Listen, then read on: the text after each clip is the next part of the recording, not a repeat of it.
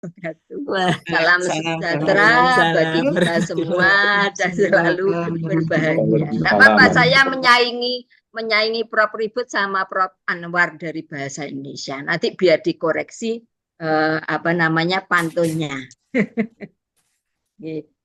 Yang terhormat Ibu Kaprodi S3 Pendidikan, Ibu Profesor Dr. Ribut Herianti MPD, kemudian narasumber kita di siang hari ini Profesor Dr. Anwar Effendi MSI dari UNY dan para dosen, mahasiswa serta seluruh peserta yang berbahagia. Puji dan syukur kita haturkan kehadirat Allah Subhanahu wa taala atas rahmat dan karunia-Nya sehingga kita bisa berkumpul pada kegiatan kuliah pakar dengan tema etika berteknologi digital dalam penelitian dan publikasi. Insya Allah ini sangat bermanfaat sekali bagi Bapak Ibu sekalian ya, karena Bapak Ibu kan dalam proses mungkin yang lagi sekolah S3 dalam pembuatan penelitian atau pembuatan artikel. Semoga semuanya dalam keadaan sehat dan penuh semangat untuk menambah wawasan keilmuan. Sebelum nanti kita mendengarkan paparan dari Prof. Anwar, sebaiknya lebih dahulu acara ini kita mulai dengan bacaan basmalah. Bismillahirrahmanirrahim. Bismillahirrahmanirrahim. Kemudian yang pertama ada sambutan ya dari Ibu Kaprodi S3 Pendidikan. Waktu dihaturkan. Monggo, Prof. Oke, terima kasih. Oke, terima kasih Prof. Eka. Assalamualaikum warahmatullahi wabarakatuh. Waalaikumsalam warahmatullahi Waalaikumsalam warahmatullahi Assalamualaikum, wabarakatuh. Mbak. Izin suara saya jelas ya? Jelas, wabarakatuh. Prof. Ya, jelas. Oke, jelas. Oke, makasih. Bismillahirrahmanirrahim. Puji syukur kita panjatkan kehadirat Allah atas segala limpahan rahmat serta hidayahnya sehingga kita diberi kesempatan untuk berbagi ilmu meskipun melalui media daring yang media online. Mudah-mudahan ini tidak mengurangi kekhidmatan kita dan juga keberkahan kita di dalam berbagi ilmu. Yang kedua, terima kasih kepada Bapak narasumber, Bapak Profesor Dr. Anwar Effendi. Nah, ini tentunya bukan hal pertama itu ya, bergabung dengan Prodi Dokter Pendidikan ini ya. Eh, Mudah-mudahan nanti masih tetap berkenan untuk saling berbagi. Itu. Yang kedua, terima kasih juga kepada Profesor Dr. Roro Eko Susetyarini yang selalu setia ini juga. Ini sudah berkenan untuk mendampingi Bapak Ibu nanti mulai awal hingga akhir. Kemudian juga kepada semua peserta kuliah pakar yang tentunya hari ini mestinya berbahagia gitu ya. Nah, ya mudah-mudahan ya Bapak Ibu ini momen yang luar biasa ini ya. Karena di tengah apa ini hiruk pikuknya pemanfaatan teknologi digital, tapi kita justru membahas tentang etika berteknologi digital ini ya. Apakah memang diperlukan ini? Padahal saya yakin semuanya ini sedang menggemari gitu ya. Apa istilahnya menggemari itu ya. Bahkan bisa dikatakan tidak bisa lepas dari teknologi digital itu. Nah, memang teknologi digital akhir-akhir ini luar biasa pesatnya untuk perkembangannya sehingga hampir setiap detak jantung kita itu selalu apa ini tidak bisa lepas dari teknologi itu. Nah, tidak apa ini kalah pentingnya juga di dalam kegiatan berkarya ilmiah itu ya, mulai dari penelitian sampai publikasinya ini saya lihat Bapak Ibu terutama ini mahasiswa itu ya. Tidak hanya yang S3 ini, S1, S2 itu semuanya serba digital ini. Nah, memang sudah eranya gitu ya. Tidak seperti zaman saya, Prof. Anwar, Prof. Eko kuliah itu, aduh luar biasa ini semuanya serba cetak. Kalau mau mencari literatur harus rajin di perpus, rajin fotokopi. Nah, sekarang ini sudah dimudahkan, bahkan data sudah siap. sampai apa ini batas kemampuan kita untuk menjangkaunya. Bahkan John Naisbitt pernah mengatakan bahwa apa ini kita ini punya banyak data, akan tetapi miskin pengetahuan. Nah ini, tapi dengan hadirnya Internet of Things gitu ya, kita ini bisa menjangkaunya dalam waktu yang sangat cepat. Nah, bahkan bagi ilmuwan itu teknologi digital itu bagaikan mesin waktu gitu ya, bisa menembus batas jarak, batas waktu terutama ini bisa sangat cepat. Nah, ini ada info-info menulis buku bisa 1 kali duduk ya, 1 sampai 2 jam selesai. Mengadakan penelitian itu juga bisa sangat cepat. Nah, tapi belum tentu hasilnya ini bisa dijamin kualitasnya bisa meningkat. Harapannya memang bisa meningkat. Nah, oleh karena itu ini perlu kita bahas tentang apakah memang ada norma-norma yang harus dipatuhi di dalam memanfaatkan teknologi digital ini terutama dalam hal penelitian, dalam kegiatan penelitian maupun publikasi hasil-hasil penelitian. Nah, patut kita syukuri pada siang hari ini kita berkesempatan untuk menghadirkan Bapak narasumber kita, Bapak Profesor Dr. Anwar Effendi. Ini yang di tengah kesibukannya itu masih meluangkan waktu berkenan berbagi dengan Bapak Ibu. Oleh karena itu, nanti saya berharap Bapak Ibu juga bisa mendapatkan banyak masukan, bisa mendiskusikan permasalahan yang dihadapi ya dalam melaksanakan penelitian maupun dalam eh, apa ini, dalam melaksanakan kegiatan ilmiah khususnya publikasi ilmiah. Oleh karena itu, waktu sepenuhnya nanti kami serahkan pada Bapak Profesor kita ini beserta Bapak Ibu yang akan dipandu oleh Ibu Profesor Dr. Roro Eko Susutyareni. Nah, oleh karena itu saya tidak banyak cakap di sini ya. Mari kita awali saja kegiatan ini dengan baca basmalah dan selanjutnya nanti saya persilakan pada Bapak Anwar dan Bu Eko untuk melanjutkan. Silakan.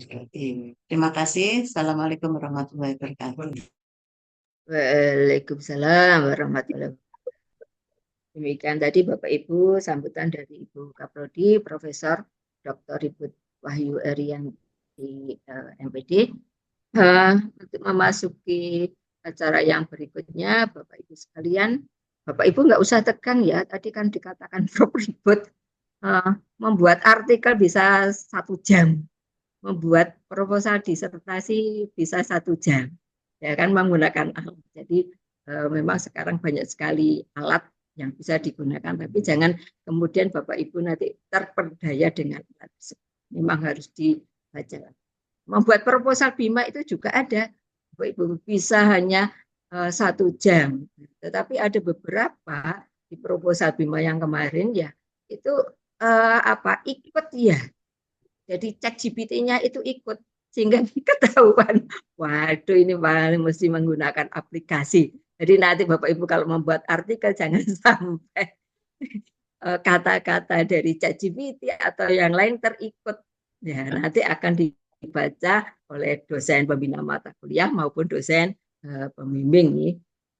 Sebelum nanti Prof Anwar memaparkan tentang materinya, kayaknya kalau nggak kenal itu nggak saya. Jadi kita perlu kenalan dulu. Kalau saya tadi sekilas membaca CV-nya Prof Anwar, itu kayaknya temannya Prof Ribut itu pada saat kuliah di UM. Ya, coba izin share ya sebentar untuk CV-nya. Ya, ini CV beliau. CV beliau ternyata masih muda, lebih tua saya. Prof Anwar itu 68. Udah, udah cucu Bu Rini. Nah, enggak, tapi masih muda ini Prof. Wah, saya. Ini ternyata dari Prodi Bahasa Indonesia ya. Dosen di Universitas Negeri Yogyakarta. Kemudian ini riwayat pendidikannya, ini saya tadi melihat di sini. Oh, S3-nya di UM. Nah, ini kan berarti temannya Prof Ribet, mungkin juga teman seangkatan dengan saya, Prof. Nggih, Saya istiqomah. juga alumni dari UM. Ya. Lulus tahun 2011. Nggih. Tuh. Kemudian ini mata kuliah yang diampu, jadi saya tidak membacakan semuanya. Bapak Ibu ada 13 mata kuliah. Kemudian pengelola jurnal, beliau pengelola jurnal, kemudian pengalaman menulis artikel juga sangat banyak sekali. Insya Allah ini nanti sangat bermanfaat bagi Bapak Ibu sekalian. Kemudian pengalaman meneliti juga banyak, ya. Pengalaman pengabdian masyarakat juga banyak. Nanti kalau saya bacakan satu persatu, nanti hanya isinya kurikulum vitae.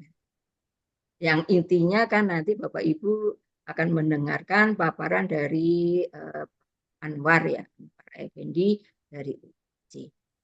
Untuk waktunya nanti kan kita sampai pukul 14.30 ya, Prof. Anwar ya, Ibu sekalian. Tidak apa-apa nanti mungkin kalau molor-molor sedikit juga. Mungkin ada sesi tanya jawab di terakhir ya, Ibu. Setelah Prof. Anwar memaparkan materinya. Untuk waktu dan tempat Zoom ini saya persilahkan Prof. Anwar, monggo. Nggih, Bu Rini, berikut Assalamualaikum warahmatullahi wabarakatuh. Waalaikumsalam warahmatullahi Bapak Ibu, salam bahagia Bapak Ibu, karena menurut data AI-nya Presiden Prabowo 2 bulan yang lalu, Indonesia adalah negara paling bahagia di dunia. Nah, gitu nanti apakah wabarakatuh. kebahagiaan itu sampai ke Bapak Ibu, Betul. minimal kebahagiaan itu bisa kita ciptakan sendiri, Bapak Ibu itu. Baik. Terima kasih Prof. Ribut, Prof. ini dan Bapak Ibu semuanya. Alhamdulillah sekarang pun kita sedang berdigital ini dengan berbagai fleksi. Sebelum memulai, saya ingin membuat awalan ini dengan satu pertanyaan kritis. Tentu saja konteksnya nanti kita hubungkan dengan dunia digital ini. Ada satu konsep dekonstruksi atau mempertanyakan kembali yang sangat menarik yang disampaikan oleh seorang kiai muda yang sangat terkenal, Gus Bahak, mungkin Bapak Ibu mungkin bisa itu. Ada satu pertanyaan kecil. Apakah Adam ketika dalam tanda petik kemudian diusir dari surga atau dikeluarkan dari surga itu karena betul-betul tergoda oleh iblis atau setan, dan konon Bu Ribut ini ibu-ibu mungkin tidak setuju ya ketika langsung ke Adam nggak kenal lalu Hawa kan begitu ya, maka nanti sih yang disalahkan kaum Hawa, atau sebenarnya ada sesuatu yang lain yang bisa dijadi pembenar nanti secara digital. Nah, selama ini satu paham yang di dan tanda petik satu spektrum yang dimunculkan bahwa Adam tergoda oleh bujukan setan atau iblis untuk memakan buah kuldi itu. Tapi menurut Gus Bah ada versi lain atau ada spektrum lain.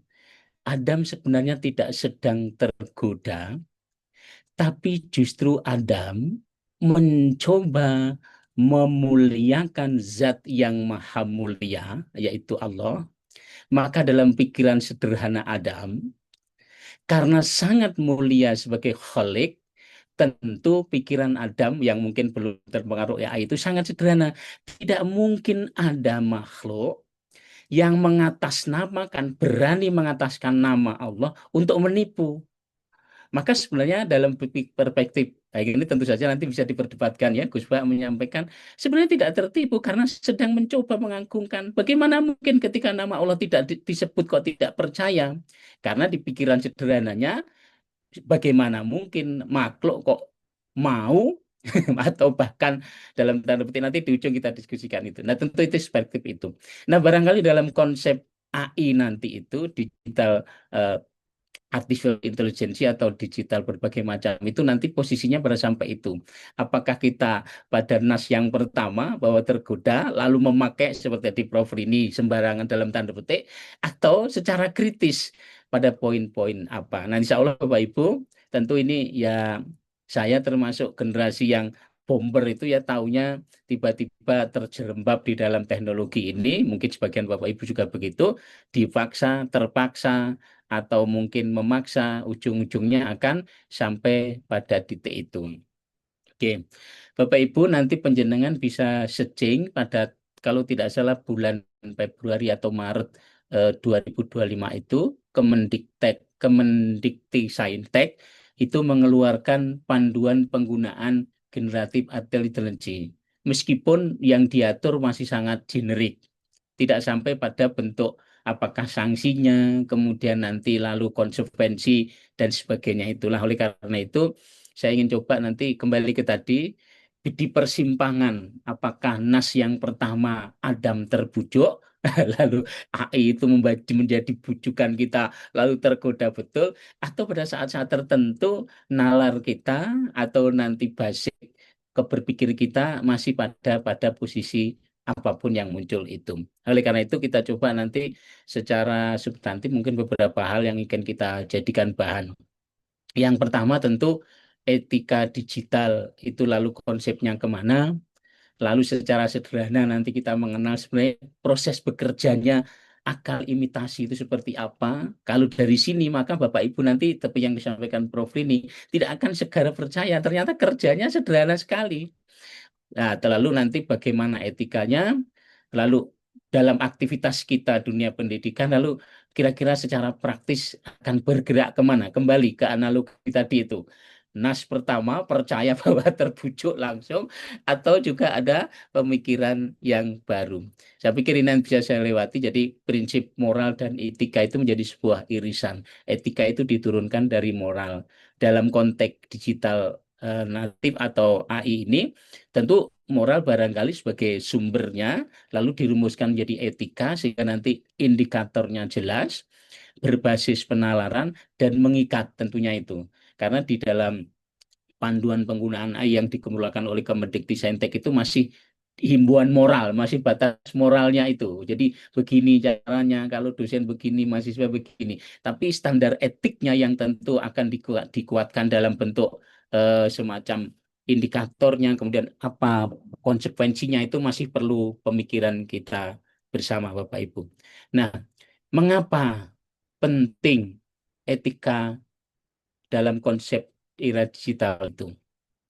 Kalau dulu pelanggaran etik itu bisa menjadi sebuah bentuk pertanggungjawaban baik nanti sanksi moral maupun sanksi hukum karena pelakunya tampak.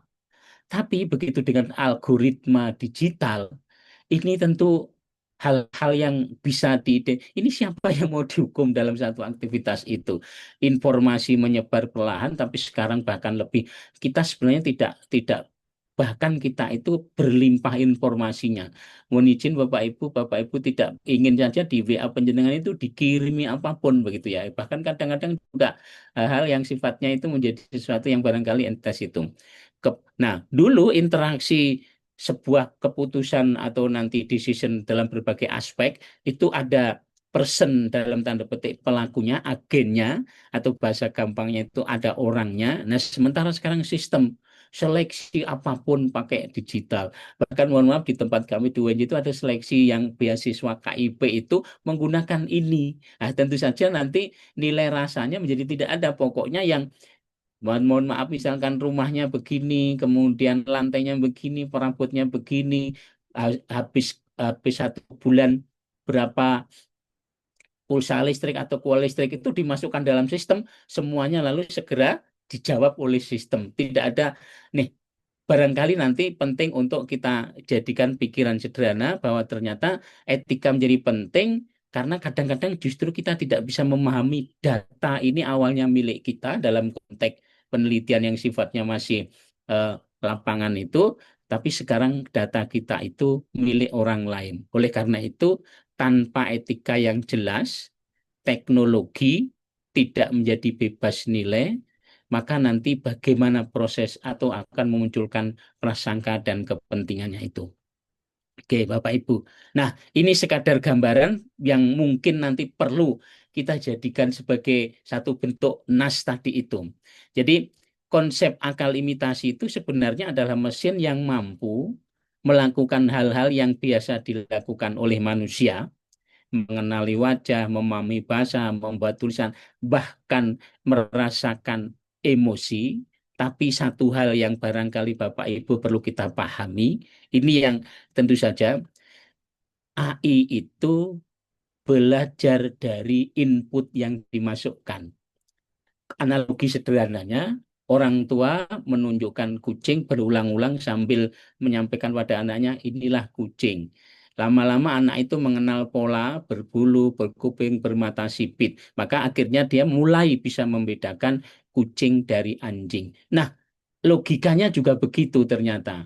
Jadi AI itu ya eh, sistem memberikan sejumlah foto dengan berbagai macam deskripsi tentang kucing dan satunya bukan kucing, maka algoritma akan mencari pola piksel yang membedakan keduanya itu. Tapi satu hal yang perlu kita yakini Bapak Ibu, DAI bisa mengenali kucing dengan berbagai macam input, tapi tidak tahu apa itu kucing. Nah, ini barangkali nanti penting untuk menjadikan NAS yang pertama itu. Jadi, tag, gambar, dan sebagainya diinput, lalu algoritma yang berulang-ulang muncul, maka model terbentuk, lalu jawaban keluar. Bapak Ibu, ini ada tren-tren baru karena AI, TikTok, YouTube, macam-macam itu. Bapak Ibu, pada satu saat tertentu, kalau ingin tracking pribadi seseorang, tidak perlu menggunakan kuesioner yang berkaitan dengan psikologi, kita bisa lihat, misalkan saya pribadi, dia YouTube saya itu kalau buka ya mesti Gus Bah aja. Gus Bah, Adi Hidayat, Gus Bah, Adi Hidayat, itu semua. Nah, barangkali dengan apa yang kita lihat itu, kita bisa lihat ini siapa diri kita itu. Tentu dengan profiling sederhana. Kalau dulu kan ada pertanyaan tentang minat, bakat, dan sebagainya. Tapi yang penting Bapak Ibu, AI tidak mengerti. Ia hanya mencocokkan pola. Maka yang penting, jika data inputnya bias, maka hasilnya pun akan bias. Maka disinilah penting untuk sampai pada titik tertentu kita bersikap tadi. Bagaimana memanfaatkan tentu dalam berbagai batas. Sekali lagi ini rumus sederhananya, AI tidak mengerti tetapi hanya mencocokkan pola. Maka ketika inputnya bagus, maka tentu saja hasilnya bagus. Nah, kalau ini yang apa istilahnya, hak sambilannya itu begitu. Nah, ini yang seringkali kita bagian. Ini kita hidup di AI itu. Ini teman-teman Bapak Ibu yang mungkin punya putra-putri, mungkin Tokopedia, Shopee, atau Bapak Ibu. Sebenarnya Bapak Ibu beli sesuatu itu bukan karena butuh, tetapi disarankan karena Bapak Ibu sering klik ini, mungkin Anda suka ini, mungkin Anda sudah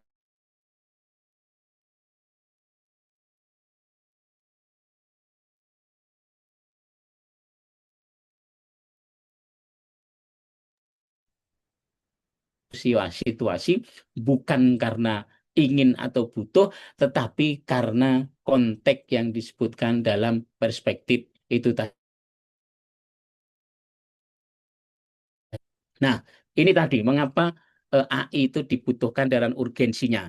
Dalam konteks tertentu, seringkali Bapak Ibu tidak bisa, misalkan ya ini, algoritma masuk, data masuk berbagai macam, pada batas tertentu ketika itu berkaitan dengan keputusan yang ada yang menyangkut nasib orang, sebenarnya kita tidak bisa menggantikan manusia secara utuh. Oleh karena itu dampaknya nanti satu kesalahan algoritma akan menjadi bagian kasus yang beberapa waktu yang lalu ketika ukuran kemiskinan itu masih rancu, maka ada sekitar 110.000 atau bahkan 120.000 orang yang terputus akses BPJS-nya karena diputuskan oleh AI waktu itu ya. Barangkali ini penting untuk bagian dari konstruksi itu. Ya, Bapak Ibu, dalam kerangka global sebenarnya dalam tanda petik kegelisahan tentang AI itu berbagai macam, nanti akan melibatkan hak asasi dan martabat, kemudian prinsip keadilan, akses yang bersifat inklusif bukan eksklusif, ada transparansi dan akuntabilitasnya. Tentu ujungnya nanti adalah ada privacy. Yang terakhir kemarin ketika saya tidak salah di Solo itu ada seorang pegawai Pemda apa namanya mengeksplor data seseorang, itu ternyata kebetulan seseorang jadi terkenal, dalam arti orang yang famous, seseorang pembalap akhirnya jadi ramai. Maka penting untuk melihat ini bagian dari konsep itu. Ini saya sampaikan hal-hal yang mendasar dulu supaya nanti kembali pada posisi itu. Nah, kembali ke pilihan percaya bahwa Adam tergoda atau Adam meyakinkan zat yang maha mulia tidak mungkin digunakan sembarang oleh makhluk. Walaupun kadang-kadang di dunia kita nih Bapak Ibu yang jauh di sana di Jakarta itu sumpahnya atas nama Allah tapi besoknya juga atas nama yang lain, tapi itu kasus yang berbeda. Prinsipnya adalah bagaimana satu agreement secara global AI itu bermanfaat dalam konteks untuk kepentingan yang sifatnya kembali kemaslahatan itu.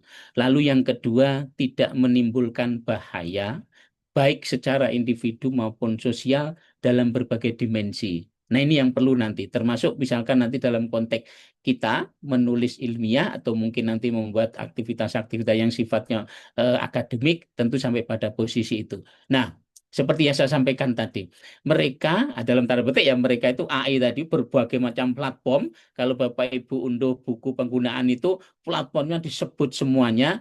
Keputusan penting tetap kita yang memiliki insting, memiliki rasa, memiliki budi, memiliki berbagai macam pertimbangan, bahkan sampai ujung nanti adalah kesadaran religius. AI membantu bukan menggantikan akal budi. Nah, tentu saja nanti kerjanya harus jelas dan harus ada upaya untuk yang disebut dengan responsibility, bentuk pertanggung jawabannya itu. Nah, ini sekadar beberapa kasus saja bagaimana nanti bias algoritma yang akhirnya berujung pada satu konsep yang sifatnya tentu ujungnya bisa itu. Nah, oleh karena itu ketika sumbernya bias, karena yang diterima bias, maka nanti pola diskriminasinya akan muncul dalam berbagai bentuk sajian data, maka ujung-ujungnya nanti akan sampai pada ketidakadilan gender, kemudian nanti etnik, bahkan sampai pada titik tertentu juga sampai pada sebuah upaya untuk mengkonstruk itu. Dalam arti kita berada pada situasi yang kondisional.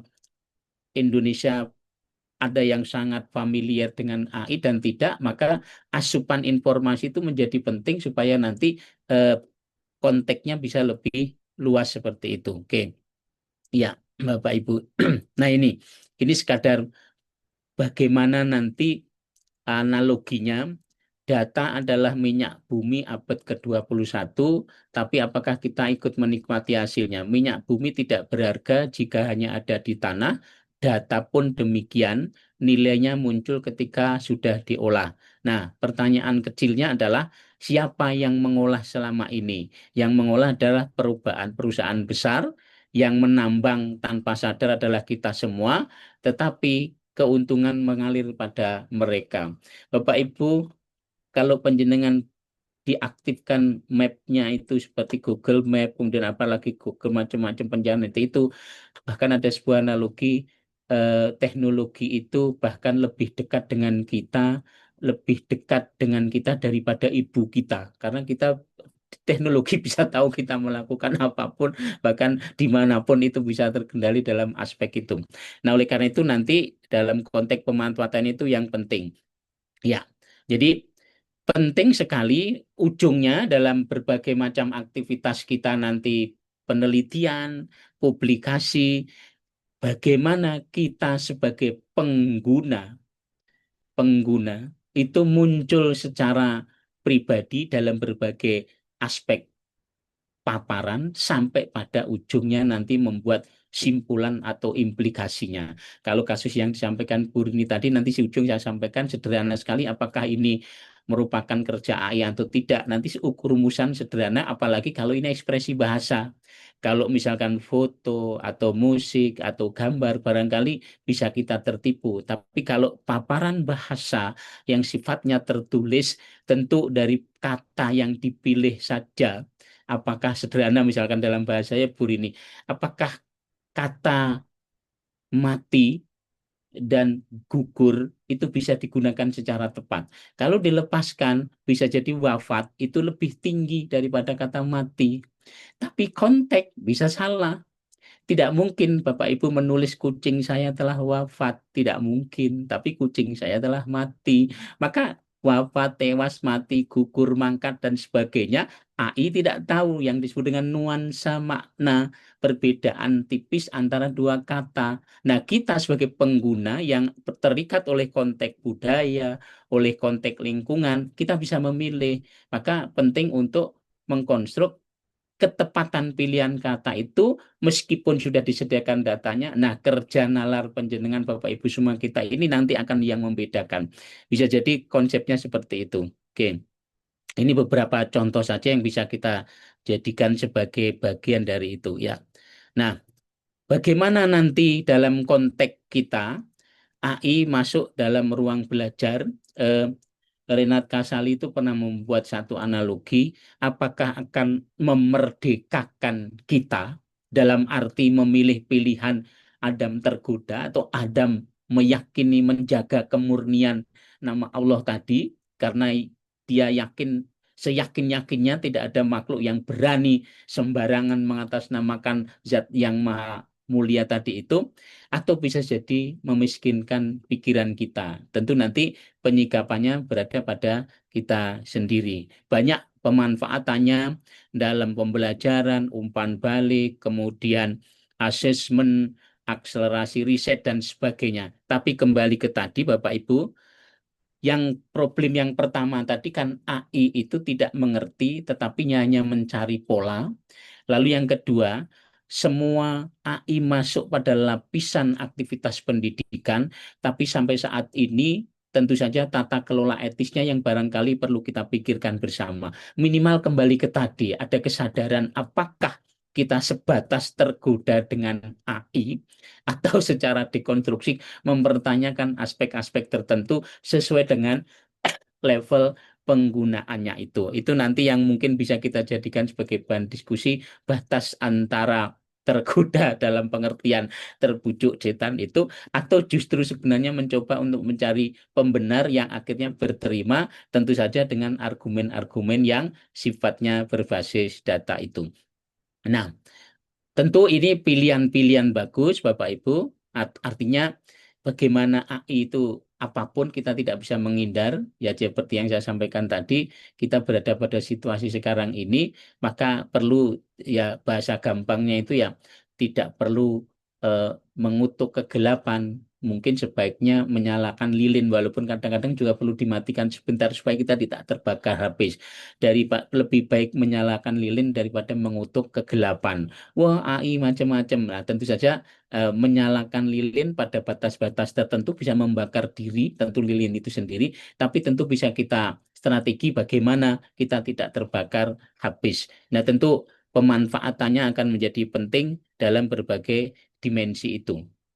Nah, ini tadi yang risiko yang tidak boleh diabaikan seperti eh, warning yang disampaikan oleh Bu Rini itu kemalasan kognitif. Ketika AI menjawab segalanya, otak kita kehalangan nanti. Bu Rini barangkali Bapak Ibu guru sekarang di SMP, guru bahasa Indonesia tidak berani lagi memberi tugas besok minggu depan kumpulkan pantun ya. Nggak usah minggu depan, Bu. Ini langsung sekali bisa, Bu. Mau pantun apa? Tapi yang sering terjadi pilihan katanya seperti bagian dari aspek itu ya, bagian dari konteks itu. Ketidaksetaraan digital karena nanti kalau aksesnya cepat maka mereka akan unggul. Sebaliknya nanti ketika ada daerah-daerah tertentu yang kurang terbatas, aksesnya terbatas, nanti juga akan berada pada situasi yang termarginalkan. Kemudian halusinasi fakta dan sebagainya. Kemudian nanti devaluasi macam-macam. Ini masih hal-hal yang perlu kita jadikan bagian dari proses itu.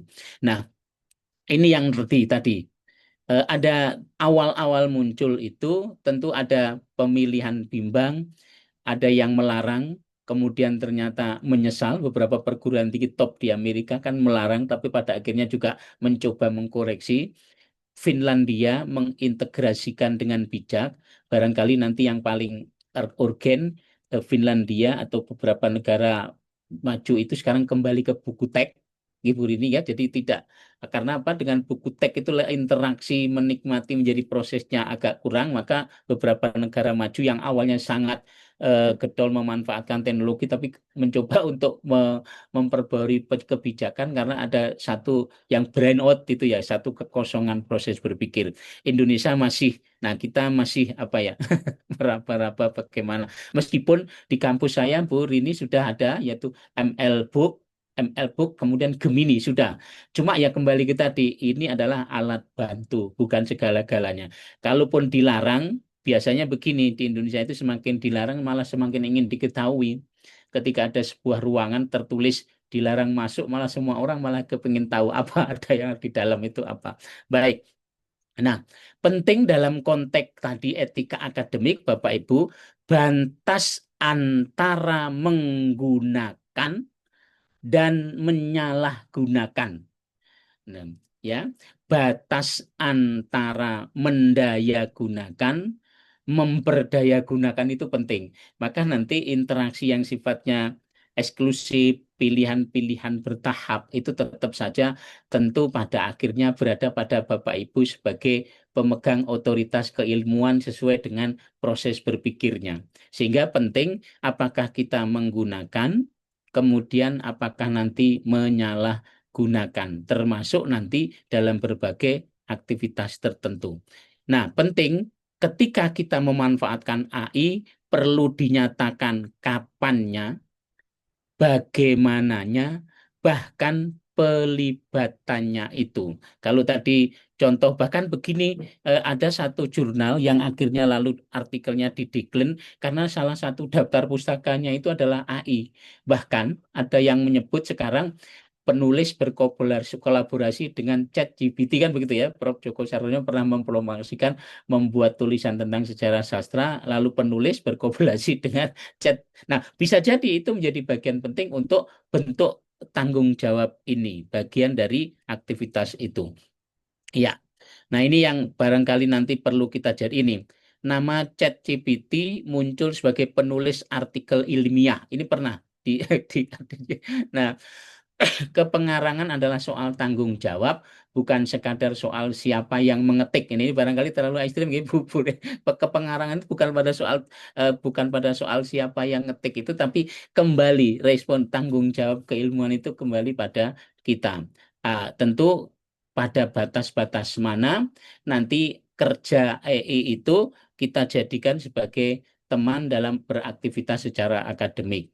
Nah, ini saya pikir kampus yang maju bukan yang paling banyak pakai AI, tapi yang paling bijak mengaturnya dalam berbagai preferensi.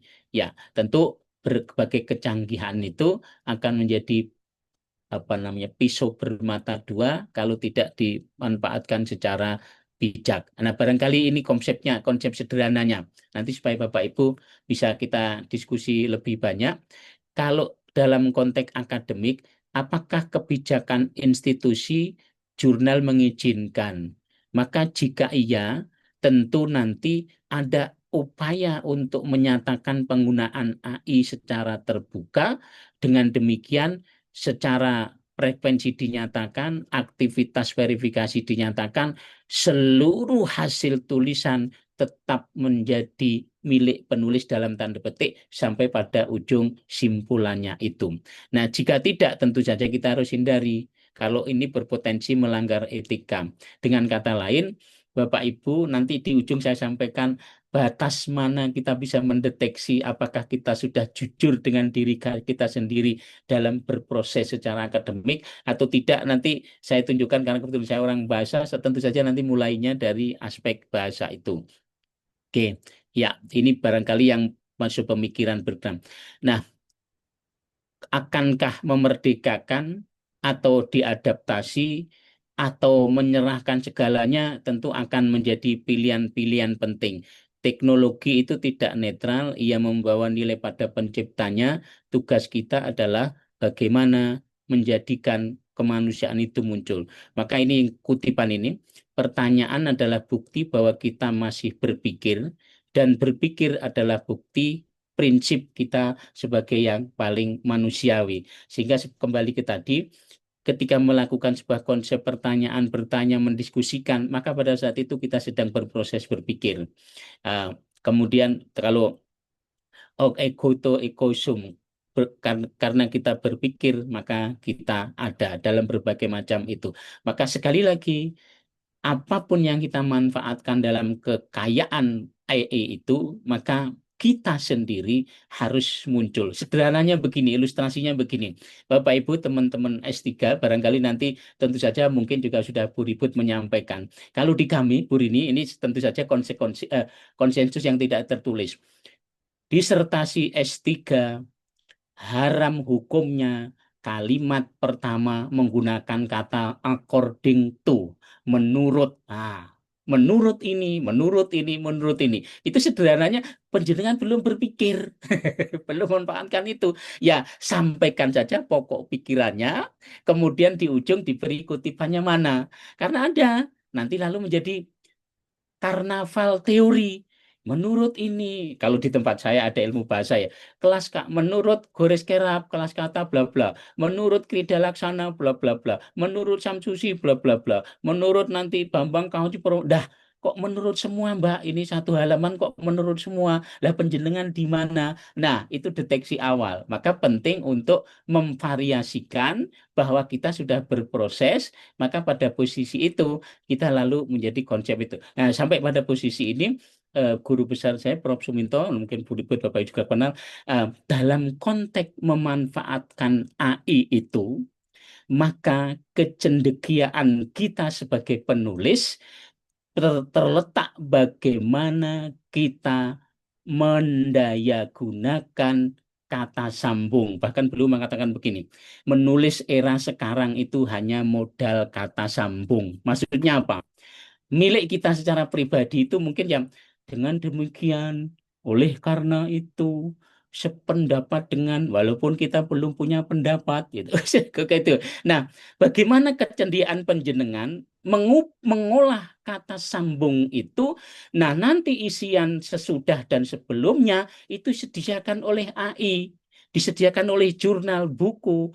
Maka J.K. Rowling yang penulis novel yang sangat terkenal Harry Potter itu, dia kerjanya dari pagi sampai siang nulis dulu kalimat. Begitu sudah ada ribuan kalimat baru ditata. Oh, ini di depan, ini di belakang, oh ini di tengah, ini di bagian seperti itu. Nah, oleh karena itu dalam konteks AI mungkin trik yang kedua, Bapak Ibu, teman-teman mahasiswa, bagaimana tidak hanya sekadar kecerdasan, kecendekiaan penjenengan untuk memanfaatkan kelimpahan informasi itu sehingga penjenengan sendiri sebagai penulis tetap tampak. Meskipun tentu tidak tampak secara utuh, masih mengutip sana sini bisa.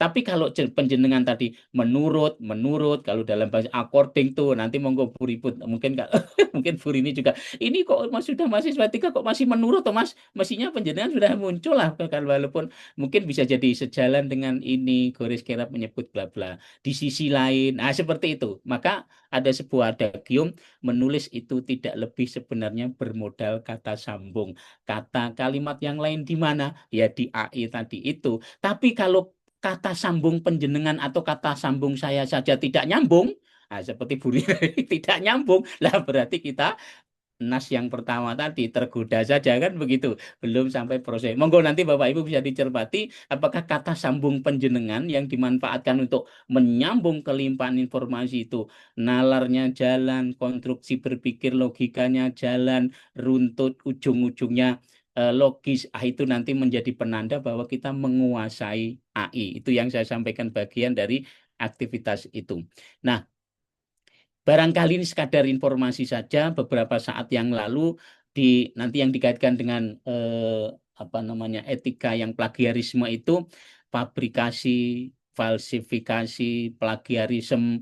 Nah, ini kalau kembali ke tadi tidak ada ukuran yang berkaitan dengan etika, yang terjadi nanti akan seperti ini. Bagaimana fabrikasi, kemudian falsifikasi dan plagiarisme dengan batas-batas tertentu. Meskipun pernah ada satu kasus dalam tanda petik konsep plagiarisme kaitannya dengan aturan yang sifatnya normatif, ada juga yang betul-betul memunculkan plagiarisme, tetapi karena di dalam kalau tidak salah dalam satu peraturan kementerian itu tidak disebutkan kriterianya, akhirnya lolos dari plagiasi itu. Mengarang make up data, kemudian mengubah, mengaburkan, kembali pada posisi. Kendalinya adalah etika. Apakah saya nyaman dengan data ini? Apakah saya merasa bahagia dengan data ini? Itu tentu saja nanti kendalinya seketat apapun aturan, maka dikembalikan pada posisi kita itu. Nah, anak-anak kita yang mungkin Bapak Ibu juga mungkin ada tombol-tombol yang unoriginal work itu di www.plagiarism.org itu ada 10 tipe unoriginal work itu mungkin ya Ctrl C yang sering kita lakukan ya Ctrl C, kemudian nanti find replace gitu ya. Kalau dulu nanti tempel gunting itu cut and glue atau gunting and tempel, kemudian remake, recycle. Kalau hybrid masih mending ya, masih ada upaya untuk itu. Mashup, kemudian error, aggregator, dan bahkan retweet itu. Nah, berikutnya Bapak Ibu, dalam konteks aktivitas penulisan ilmiah, di samping kendali tadi itu, saya malah mencoba mengembalikan satu tradisi yang barangkali di SMA mungkin kuliah-kuliah awal dimunculkan, pentingnya parafrase. Inilah untuk menunjukkan kita muncul. Bukan menderetkan sejumlah teori, tetapi memahami yang penting. Bahkan dalam tingkat S3 itu boleh mengintegrasikan satu teori dengan teori lain dengan alasan tertentu. Maka rangkaian dari apa yang saya sampaikan, AI silahkan, memanfaatkan apapun silahkan. Tapi ada semacam deteksi dini di dalam pikiran kita masing-masing, di dalam hati kita masing-masing, apakah saya merasa bahagia dengan ekspresi tulisan ini? Apakah saya merasa nyaman dengan kalimat-kalimat ini? Itu akan menjadi apa, meskipun tidak ada etik yang sifatnya standar itu, tapi kalau masing-masing orang menyadari itu, ujung-ujungnya nanti kembali ke pertanyaan yang awal tadi itu ya, tentu pikiran kritisnya. Maka tentu dimulai dengan memanfaatkan kelimpahan informasi, membaca, karena tanpa membaca tentu tidak bisa menulis. Lalu apakah akan dijadikan kutipan dengan substansi tertentu? Lalu bisa jadi jangan hanya mengutip, gerak berikutnya adalah parafrase yang pada intinya adalah apa substansi argumennya digabung dengan kata kunci, maka gabungan main argumen dengan keyword itulah reducing on the word, dan itulah pribadi kita sebagai penulis. Nah, letak ujung etik barangkali sampai pada titik ini. Sekali lagi, mari kita manfaatkan dengan apapun AI itu, dengan berbagai macam itu, tapi kendalinya kita sebagai orang yang bertanggung jawab dari kalimat pertama sampai kalimat terakhir, itu harus merasa bahagia, nyaman dengan tulisan itu, dan pada saat tertentu muncul bagian dari aktivitas itu. Maka ini saya sampaikan di ujung, mudah-mudahan nanti kita bisa diskusi. Saya selalu mengingatkan pada teman-teman mahasiswa S1, S2, bahkan S3. Kalau Anda memulai kalimat pertama, Anda harus yakin dengan apa yang Anda tulis dan Anda ungkapkan. Yakin dulu. Nah, keyakinan itu buktinya apa? Anda paham pesan dari kalimat yang Anda tulis itu. Maka menjadi penting ketika membuat satu paragraf, dari manapun sumbernya paragraf itu, memanfaatkan AI, ChatGPT, MLM, Book, Gemini, silahkan. Tapi yakinkan bahwa paragraf ini penjenengan paham apa yang diungkapkan. Nah, di samping paham, lalu ada pesan juga yang di situ, sehingga nanti ukuran sederhananya, ini guyon di Jogja itu begini Bu Rini dan Prof. Yelbut. Ada mahasiswa menyerahkan berkas disertasi ke dosen pembimbing begitu. Lalu oleh dosen pembimbingnya ditanya, Mas, Mbak, coba jelaskan atau ungkapkan pesan kalimat pertama Anda apa? Lalu tiba-tiba mahasiswa itu dengan semangat, maksud saya, Prof. Nah, begitu ya, maksud saya. Kemudian beliau mengulang lagi, Mas, Mbak, coba ya. Nanti apa bedanya maksud dan pesan? Saya katakan, coba yang saya tanyakan, apa pesan kalimat ini atau pesan paragraf ini? Kembali mahasiswa itu menganggap, maksud saya, Prof. Nah, kemudian pembimbingnya agak mundur sedikit, agak menjauh dari mahasiswa itu. Saya tanya sekali lagi ya, Mbak, pesannya apa ini? Maksud saya, oh kalau begitu karena sudah 3 kali maksud, tolong dibawa kembali naskah disertasinya minggu depan, dikumpulkan di meja saya, Mbak.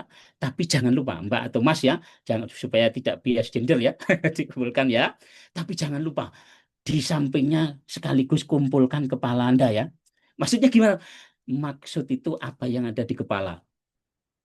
Kalau pesan apa yang tertuang dalam tulisan itu, maka kalau itu kalimat tertulis, lengkapnya pesan itu karena lengkapnya unsur bahasa, ketepatan pilihan kata, bahkan kelengkapan tanda baca. Intinya, kalau itu tertulis, Anda pergi kemanapun karena bahasanya sudah lengkap, kalimatnya lengkap, subjek predikatnya, kemudian tanda bacanya, maka pesannya sampai. Tapi kalau pesannya tidak sampai, maka yang terjadi adalah bahasa maksud tadi itu, yang sering terjadi ditemukan di apa namanya tempat-tempat umum di kantor-kantor, termasuk di UNJ Burini. Ada satu kamar mandi tulisannya besar sekali. Yang kencing harap disiram. Ini bukan bahasa pesan, ini bahasa maksud. Saya nggak berani kencing di situ. Prof, kencing ya, siram. Karena tulisannya yang kencing harap disiram. Itu bahasa maksud. Dilarang berjalan di atas rumput. Kalau bisa, biarkan. Kalau ada orang yang bisa berjalan di atas rumput, biarkan saja. Nah, mestinya dilarang berjalan di rumput. Ah, seperti itu. Maka pastikan pesan itu selesai ketika kita menulis karena kelengkapan punktuasinya, tanda koma, titik, pilihan kata yang tepat. Berikutnya, pengendalinya, mari kita sadari batas apakah kalimat ini milik saya dalam tanda petik, bukan milik seluruh. Ya kata sambung tadi itu minimal Bu Rini. Kata sambungnya tepat saya gunakan atau jangan-jangan semua kata ini adalah milik orang lain. Maka yang terakhir sebagai sebuah kesimpulan, ilmuwan itu boleh salah, tapi satu, tidak boleh bohong. Kita boleh salah, tapi tidak boleh bohong. Tapi ini analogi yang lain ya, belum tentu semuanya begitu. Ada yang tidak boleh salah, kadang-kadang markup sedikit boleh. Jadi laporan proyek, belanja barang, macam-macam itu, pokoknya nggak boleh salah, harus 100 jumlahnya. Perkara nanti harga kertas berapa-berapa itu.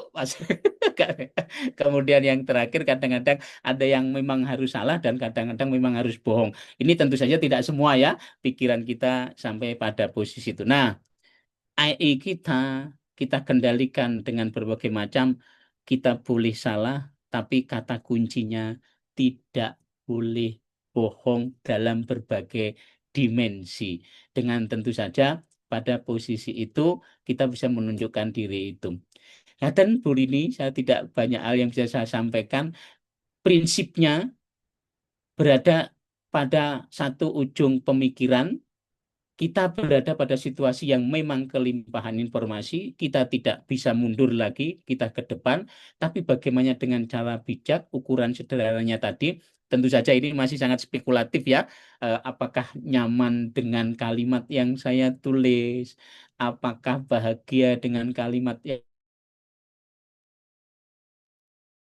saya paham pesannya. Dengan begitu, yang terjadi adalah tukar-menukar pesan, bukan tukar maksud yang semuanya ada di balik layar. Kalau dalam istilah Buribut, ilmunya Buribut itu teori dramaturgi Irving Goffman itu ada panggung depan, ada panggung belakang. Kita masih ribut dengan itu ya, MPG ya, masing-masing orang memper membenarkan dengan berbagai macam itu. Tapi ada satu hal yang kemarin mungkin sempat terjadi, karena MBG bisa meningkatkan kemampuan matematika, katanya begitu ya, kata Wakil Menteri. Ketika ditanya, bagaimana caranya MBG kok nyambung matematika? Karena sebelum makan, anak diminta dulu berapa butir nasi yang akan dimakan. Lalu sisanya berapa, maka nanti lalu diminta. Nah, tentu saja logika ini adalah lompatan logika. Ini sekadar bagian dari konsep memanfaatkan AI dengan baik. Ngaten Bu Rini, barangkali 30 menit bisa kita manfaatkan sebaik mungkin. Sekali lagi, batas sederhananya Bapak Ibu, karena saya orang bahasa, saya akan bahkan begini sebagai penutup. Bu Rini, ketika saya sudah menulis, saya merasa pesan saya minta baca ke teman sebaya yang peer review itu, paham enggak pesan saya ini? Nah, tentu saja dua orang menjadi meyakinkan saya. Tetapi kebalik, kalau saya sendiri nggak ngerti, yang saya tulis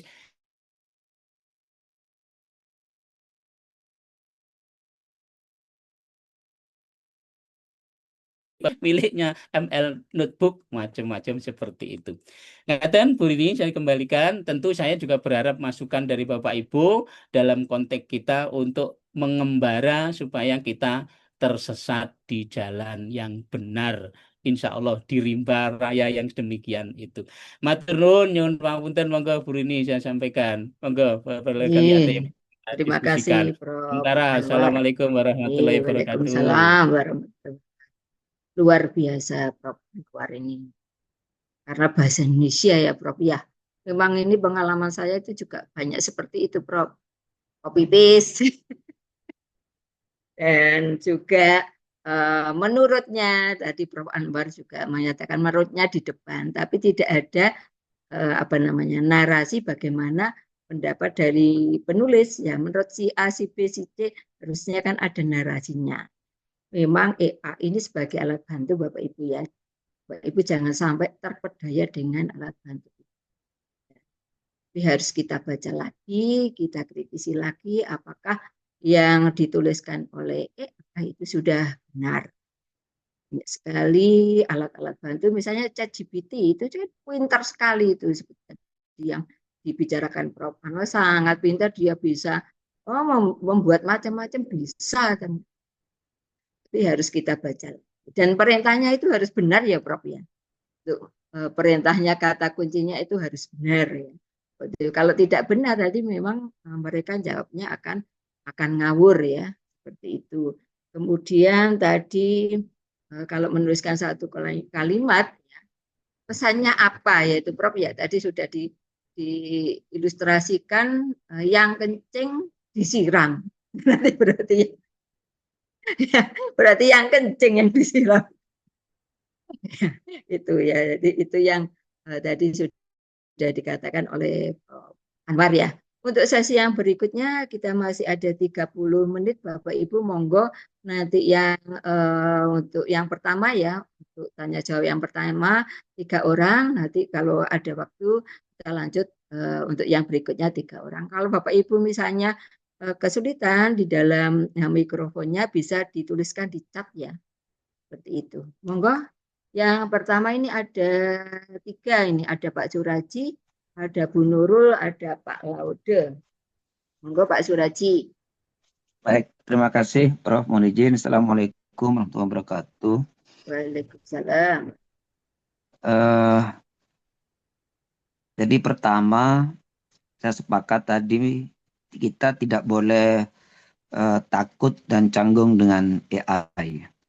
Karena pengalaman Prof, kami berkali-kali nulis dulu sebelum ada AI, sering ditolak oleh media orang Jawa Pos ya. Tapi sejak ada AI itu, dengan prompt dan perintah yang jelas, dan algoritmanya juga mengikuti pola pikir kita, ya, insya Allah sampai di display pun kami tidak pernah ditolak gitu penulisan itu. Artinya bahwa tadi Prof. Anwar tadi saya sepakat itu memang parafrase sangat penting, Prof. Jadi tidak boleh ada kata berulang dalam satu kalimat misalnya. Kan oleh jurnalis itu sangat diperhatikan begitu.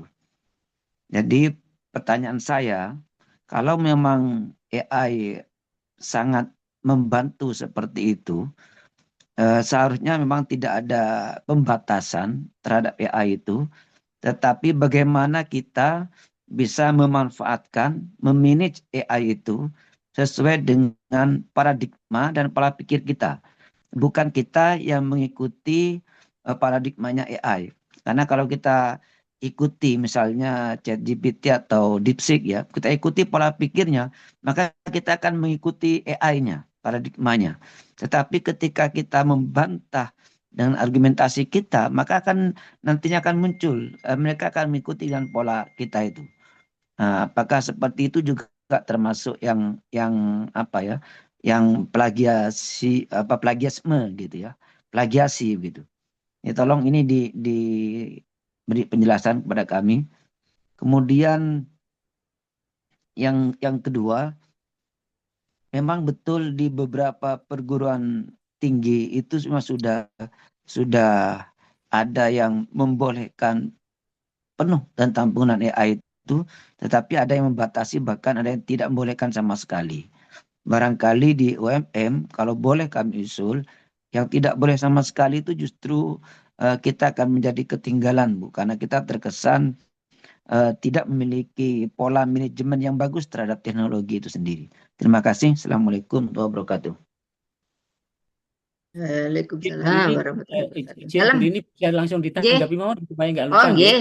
Ya, nggih monggo, Prof. Nuwun Pak Suraji. Yang Nggih. pertama tadi sepakat Pak. Kadang-kadang mohon maaf ini orang tua melarang itu bukan karena mereka takut, tapi karena takut ketinggalan, kan takut tidak bisa menghadapi Pak.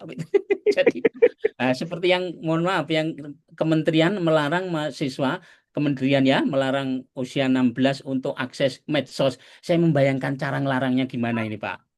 Ya, sekarang ada aturan tuh Komdigi mengatur bahwa anak di usia di bawah 16 tahun dilarang menggunakan medsos. Saya masih belum mikir ini cara ngelarangnya gimana. Apa anaknya itu harus ditunggu terus saja? Gitu. Kalau di Finlandia jelas, di Australia jelas Pak, ada sanksinya begitu. Kaitannya dengan nanti yang sanksinya diberikan ke orang tua, bukan ke anak. Jadi nanti interaksinya karena di sana kan juga literasinya tinggi. Saya yakin Komdigi itu nanti akan disampaikan. Ya, oleh karena itu penting bahwa kita tidak akan bisa sama dengan beginilah. Kalau Bu Rini barangkali saya termasuk ya kalau tiap pagi itu hanya bayari saja Pak Raji ya, karena anak saya itu pinjem HP itu langsung Shopee macam-macam. Ini apa toh saya nggak beli kok saya diminta bayari ini apa toh. Nah sekarang nggak pakai minta uang Pak Raji nggak ada. Ya minta uang enggak Pak, langsung klik itu. Bagaimana saya tidak ngasih, mau sudah diklik Bu. Jadi pagi Betul, Prof. habis saya kok ya, habis saya kok nggak ada, itu pasti aneh. Tapi apakah saya mau melarang anak saya? Saya gaya apologinya.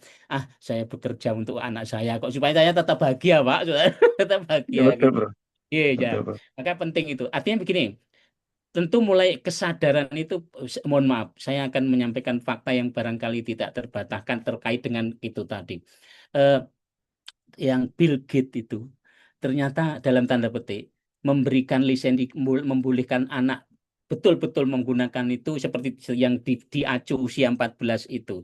Bahkan Steve Jobs itu di depan rumahnya Pak, tentu saja ini ekstrim ya, di depan rumahnya itu atau di pintu setelah masuk itu ada tempat untuk menaruh semua gawe di situ. Jadi begitu masuk rumah semua diletakkan di situ. Maka yang terjadi di rumah adalah interaksi masak bersama, bermain bersama. Kalau kita nggak buka bersama, bareng duduknya, tapi semuanya lihat HP sambil nunggu menunya apa kan gitu ya Pak, bagian dari itu. Maka setuju Pak, kita bahasa gampangnya itu Pak mendayagunakan kemampuan AI itu. Tapi tidak sekadar kemauan saja, Pak. Saya pribadi juga harus meningkatkan kompetensinya. Sampai sekarang ada seorang profesor di Jogja itu tidak pakai WA, tidak pakai email, tidak pakai itu. Pokoknya, kalau mau ya begini, kalau enggak ya monggo. Itu kami itu ada bimbingan S1, S2, S3 itu namanya SIBIMTA. Sistem Bimbingan Mahasiswa Pak Suraji. Ya saya terpaksa walaupun masih gradul-gradul belajar pada posisi itu. Maka penting bahasa ekstrimnya mungkin Pak Suraji menaklukkan. Bahasa ekstrimnya ya, menaklukkan itu untuk kepentingan kita. sama dengan ketika diberi itu.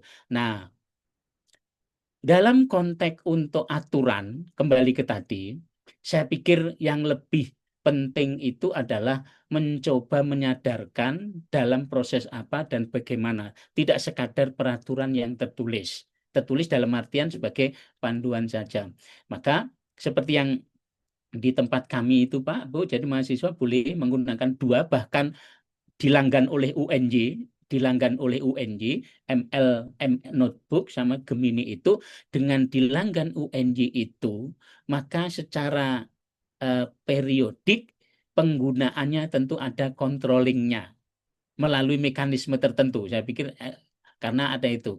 Tapi kalau sekadar dilarang saja atau dibebaskan juga sama-sama berisikonya. Saya kira itu Pak Suraji. Ya kita lahir di dunia begini, nanti saya nggak tahu loh 5 atau 10 tahun yang akan datang apa yang terjadi. Bapak Ibu sekarang yang sudah muncul di Google itu komputer tetapi ditaruh di kacamata Pak. Jadi penjenengan kemana-mana hanya pakai kacamata aja. Nanti kalau ngetik ya tinggal membayangkan gitu. Nanti macam-macam bagian dari aktivitas. Setuju Pak. Pertama, kita taklukkan semampu mungkin dengan tetap kita kendali. Lalu yang kedua, tidak boleh membebaskan sebebas-bebasnya, juga tidak boleh sekadar melarang. Dua sisi sampai ini. Saya guyon begini Pak Suraji, saya dikirimi meme oleh keponakan saya di daerah tertentu. Ini kaitannya dengan tugas kita. Malah mengutip Al-Quran. Tuhan memberikan beban pada manusia sesuai dengan batas kemampuannya. Dosen memberi tugas mahasiswa melebihi batas kemampuannya. Al-Baqarah. Itu jenengan tulis nanti di depan gedung Pasca itu, Pak. Menarik itu, Panduk Prof. besar begitu, nanti biar pada sadar gitu ya. Oh enggak, gitu. Saya kebetulan ponakannya kuliah di Maluku, dikirim ke anak saya. Kampanye itu memang diberikan ke saya ini. Dosen memberi tugas melebihi batas kemanusiaan ya gitu ya Pak ya. La yukallifullah. Nah ini barangkali pada sisi voice efektif. Ngaten nggih Pak Suraji ya, sepakat bahwa ikuti saja. Siap, Nah siap, bahasa Prof. Terima gampangnya kasih, itu Prof. pakai olah ikan Pak. Pak ada cerita Pak ikan tenggelam Pak, meskipun di air nggak ada loh ya cerita ikan tenggelam kemudian lalu kemasukan air, tidak. Tentu ikut arus tapi tidak terbawa arus, maka kendali etik itu akan menjadi bagian dari proses itu. Nah berikutnya juga aware sesama, kepedulian sesama dalam pengertian kita saling mengingatkan sehingga nanti tidak terjadi pada aspek-aspek tertentu. Ngaten Pak Suraji, mudah-mudahan ini bagian dari ketakutan kita, bagian dari kebersamaan kita, atau ujung-ujungnya bahasa gampangnya semakin dilarang itu malah semakin orang ingin tahu. Dulu kecil saya dilarang baca kitab Gadoloco atau Primbon, itu malah kepingin baca di tempat Betul, yang Prof. lain. Mohon izin, Ya, Prof. Sekarang kan ye, Roblox kan sudah dibatasi untuk anak-anak, Prof. ya, Nah, ye. ternyata anak saya itu, Prof, pakai KTP saya untuk daftar Iya, Roblox untuk itu. daftar, Pak. Loh, Itu nggak usah herannya, KTP Prof. Bapak. Dia nulis lahiran tahun 2001 juga Iya, bisa. Gitu, betul, Pak. sudah berubah. Nah, Betul, itu Prof. bagian. Nah, itu maka menjadi kesadaran bersama itu menjadi penting. Dulu ketika SIM dibatasi, maksudnya pemilik SIM pakai NIK, ada efeknya enggak Bapak Ibu? Enggak ada ya sampai sekarang ya. NIK kita malah dipakai untuk ditelepon macam-macam. Tapi tidak boleh takut dengan kegelapan Pak ya. Mungkin menyalakan lilin walaupun kebakar dikit enggak apa-apa. Ngatakan Pak Suraji, semangat Pak Suraji. Ye, Siap, monggo Prof. Terima ini kasih. Mbak Bu Nurul Terima sama kasih Pak Prof. Ye. Anwar. Itu ya Pak Suraji, insya Allah di UMM juga sudah beradaptasi. Ye, ye. Siap, siap, Prof. Ya, makasih. Oke, monggo Bu Nurul Komaria. Oke, terima kasih Bu Prof Eko, sekaligus promotor saya dan juga teman-teman semuanya. Prof Anwar luar Ye. biasa, di siang hari bikin tidak ngantuk Ye. dengan kata maksudnya dan pesannya teringat sekali. Benar Prof, untuk penggunaan gadget itu ciptaan manusia. Semahal apapun gadget tidak akan bisa mengalahkan yang namanya manusia yang dibekali dengan karakter dan akal dari Allah Subhanahu wa taala.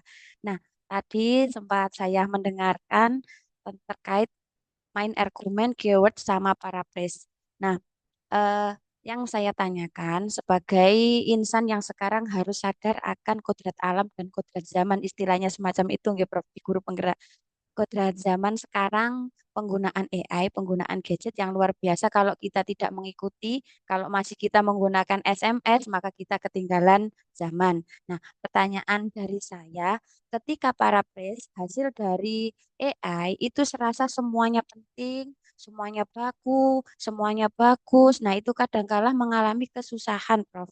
Mungkin saya minta tips dari panjenengan untuk sat-set buat memparaphrase hasil dari itu. Prof Eko langsung senyum karena saya bimbingannya. Ya, jadi kalau saya nanti tidak mengikuti ES, saya juga salah tidak melek digital atau tidak sesuai kodrat zamannya. Tetapi kadangkala hasil dari EE tersebut itu bagus semua. Saya ingin tipsnya memilih, memparaphrase yang cepat tepat sehingga kita sebagai insan manusia tidak terkalahkan oleh gadget semampunya. Terima kasih Prof sebelumnya dan luar biasa. Sehat selalu Prof. Assalamualaikum. Nggih, mohon izin, Waalaikumsalam nggih. warahmatullahi wabarakatuh. Nggih. Monggo Prof Anwar. Trik sederhana Mbak Nurul, tentu saja ini berikutnya ya supaya penjenengan nanti tidak terbebani ya. Itu kata pembimbingnya Prof Ribut itu ya. Kalau tadi kan coba kita camkan, menulis itu sebenarnya memang hanya modal kata sambung kok. Betul, saya mempraktekkan sendiri. Disertasi saya itu 360-an, hampir 400, itu ditanya oleh penguji luar, itu Prof Minto. Mas, coba tunjukkan kalimatmu sendiri mana. Maksudnya kalimat tulisan sendiri mana? Saya nggak bisa, Mbak Nurul, karena semuanya tuh tadi tuh. Nah, kembali ke tadi, kalau perjalanan pergi ke Jogja, di sebelah timur Malioboro itu ada namanya Kota Baru. Di situ ada, mungkin kalau di Malang saya kurang tahu. Di sana itu ada tempat pembuat karangan bunga itu. Karangan bunga. Bunganya sama. Akan dibuat ucapan duka cita, bunganya sama. Akan dibuat nanti untuk nikahan atau ulang tahun, bunganya sama. Maka berarti tampilan apakah akan menjadi ucapan duka cita atau takniah atau mungkin untuk takziah ternyata adalah keterampilan menyambungnya, mengolahnya itu. Maka dalam konteks parafrase ini sederhananya begini, Mbak Nurul, tentu saja harus proses. Nah, makanya nanti berikutnya ada pernyataan dari Prof. Imam Syafi'i itu ke pembimbingnya Prof. juga, tulisan yang baik, disertasi yang baik adalah yang selesai ditulis. Nah, gitu ya. Makanya tadi ini Ibu Prof ini tetap nyunyum. Maka Mbak Nurul segera ditulis ya. Selesai. Nah, kalau kurang, tulis berikutnya. Maksud saya begini. Saya praktek untuk mencoba memunculkan pribadi saya dalam konteks untuk memeramu itu.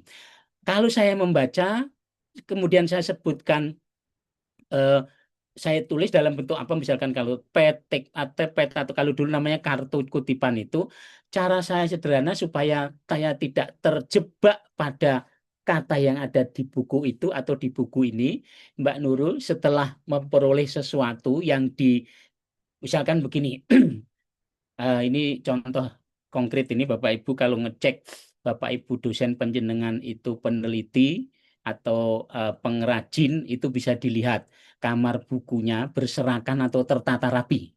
Kalau bukunya tertata rapi, beliau itu pengrajin. Maksudnya tiap hari aja nata bukunya aja, dibolak-balik, dinomori. Tapi kalau peneliti, maka bukunya pasti morat-marit. Ini dilipat di sini, ini dilipat di sini, ini dilipat di sini. Setelah dibaca, kemudian lalu ditaruh. Nah, Mbak Nurul, setelah saya memiliki itu, saya biasanya menjauhkan sumber itu. Lalu semampu saya yang saya tangkap dari beberapa sumber itu saya formulakan dengan kalimat saya sendiri. Karena kalau nanti pokoknya di sini akhirnya kembali ke tadi, ini kutipan atau peribadi. Nah, konsep parafrase yang sederhana tadi, lupakan sejenak sumber, mulailah merangkai kalimat, dan itu saya yakin mesti milik penjenengan sendiri karena sumber-sumber itu sudah masuk di pikiran kita, terintegrasi. Nah, baru nanti 2-3 kalimat itu milik siapa diberi ke dalam kurungnya, ditandai penulisnya seperti itu. Tapi sekali lagi tadi itu prosesnya tentu akan proses panjang.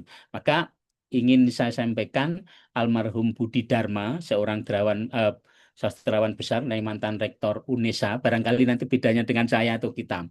Beliau itu karena masih sampai meninggal, beliau tidak bisa komputer, mesin ketik.